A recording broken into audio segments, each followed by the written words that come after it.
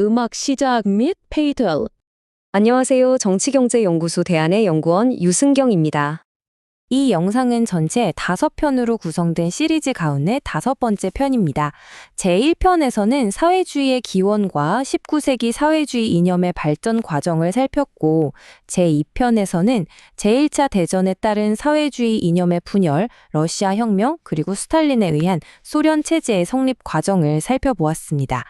이어서 제3편에서는 제1차 대전과 제2차 대전 사이의 시기에 유럽 사회주의 진영이 겪은 동요와 투쟁의 전개 과정을 살펴보겠습니다.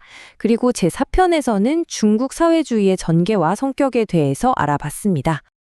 자, 이번 시간에는 드디어 이 대장정의 마지막 이야기, 제2차 세계대전 이후 유럽 사회주의 진영의 실천적, 이론적 전개에 대해 알아보겠습니다. 그럼 오늘 우리가 어떤 길을 따라갈지 먼저 한번 볼까요?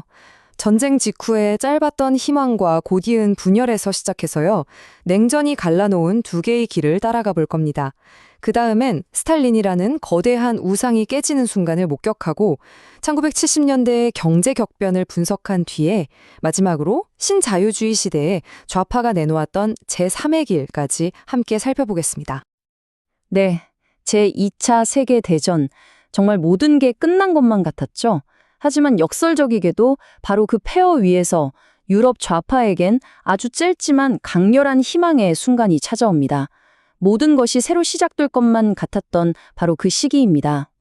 1945년 전쟁의 잿더미 속에서 유럽은 정말 놀랍게도 새로운 희망을 품기 시작했습니다. 파시즘에 맞서 싸운 영웅들, 바로 공산주의자들과 사회주의자들이 정치의 중심으로 화려하게 복귀한 거죠. 당시 서유럽 대부분 국가에서 이들이 정부의 핵심 멤버가 되었고요.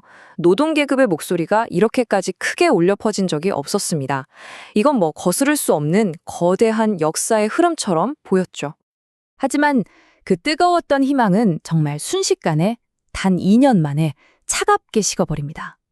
1947년 냉전이라는 거대한 철의 장막이 드리워지면서 유럽 좌파는 이제 돌이킬 수 없는 선택의 기로에 서게 된 겁니다. 자, 보세요. 서유럽에서는 미국의 마셜 플랜을 받아들이면서 공산당을 내부의 적으로 규정하고 정부에서 축출해버렸고요.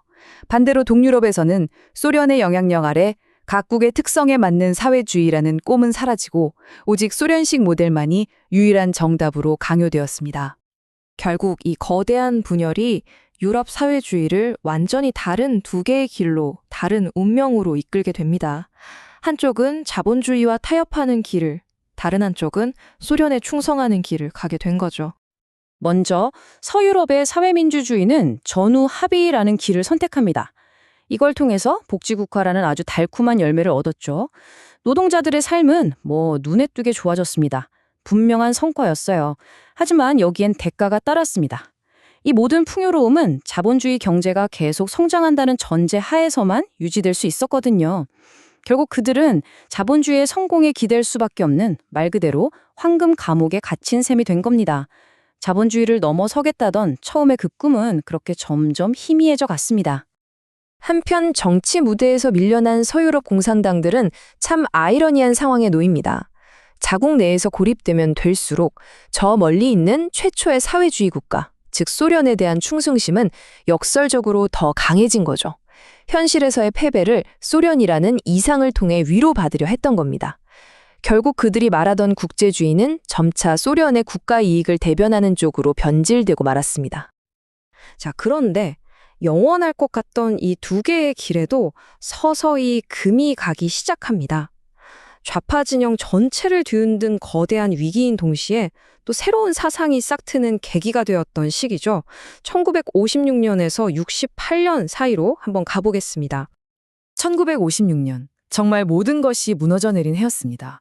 후르쇼프가 스탈린의 범죄를 폭로하면서 소련이라는 거대한 신화에 치명적인 상처가 났습니다. 그리고 바로 그해 자유를 외치던 헝가리를 소련의 탱크가 무참히 짓밟는 장면을 보면서 서구의 지식인들은 엄청난 충격에 빠졌죠. 좌파는 도덕적으로 우월하다는 그 순수한 믿음이 깨져버린 겁니다. 그야말로 우상이 산산조각난 순간이었어요. 바로 이 폐허와 환멸 속에서 신좌파가 태어납니다. 이들은 더 이상 소련을 맹목적으로 따르지 않았어요. 스탈린주의의 억압도, 서구 자본주의의 물질 만능주의도 모두 거부했죠. 그래서 이들은 경제 문제뿐만 아니라 인간 소외라던가 문화, 심리적 억압 같은 더 근본적인 문제들을 파고들기 시작했습니다. 낡은 좌파와는 전혀 다른 새로운 길을 모색한 겁니다. 이런 새로운 생각들은 1968년 전 세계를 뒤흔든 거대한 물결로 터져 나옵니다. 68혁명은 과거의 혁명과는 완전히 달랐어요. 국가 권력을 장악하는 게 목표가 아니었죠. 그들은 동쪽의 현실사회주의와 서쪽의 자본주의, 이 두 개의 낡은 체제 모두의 노라고 외쳤습니다. 그들이 바꾸고 싶었던 건 정권이 아니라 바로 우리 삶의 방식 그 자체였습니다. 일하고 사랑하고 생각하는 방식, 그 모든 것을 바꾸려 한 거대한 문화혁명이었던 셈이죠. 자, 이렇게 좌파의 정신적 세계만 흔들린 게 아니었습니다. 그들을 굳건히 지탱해주던 아주 단단한 경제적 토대마저 송두리째 무너지기 시작합니다. 바로 1970년대의 이야기입니다. 1970년대 자본주의의 황금기는 결국 끝이 납니다. 실업률은 치솟는데 물가까지 같이 오르는 이른바 스태그플레이션이라는 한 번도 겪어보지 못한 위기가 닥친 거죠.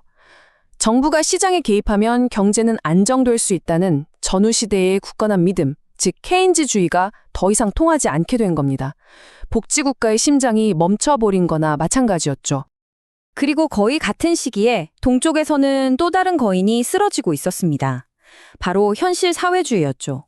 고르바초프의 개혁이 뚝을 무너뜨리자 그동안 억눌려왔던 모순들이 폭포수처럼 쏟아져 나왔고 마침내 1989년 베를린 장벽이 무너졌습니다.